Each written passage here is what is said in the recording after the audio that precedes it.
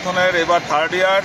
Already 15 আগস্টে ম্যারাথনের Lions Club of Siliguri United গেটারের যে ডামাডল সেটা অলরেডি বেজে গেছে এবং আমাদের এই ম্যারাথন আগামী দিনের একটা বিশাল জায়গায় আমরা নিয়ে যাব।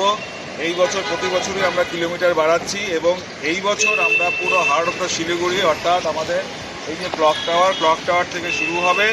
এখানে আমরা প্যান্ডেল করব। আজকে আমরা তার জন্য একটা রেকি করতে এসেছি যাতে ক্লাবের সবাই দেখতে পারে। অলরেডি পঙ্কজ আর আমি চলে এসেছি। আমরা এখন বাইকে করে বেরোবো।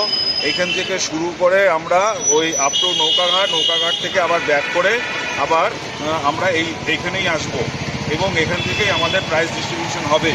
তো এক্স্যাক্ট কত কিলোমিটার হচ্ছে সেটা দেখা এবং আমাদের রেকি করা একটা ম্যারাথনের আগে। এখনও 6 মাস বাকি আছে।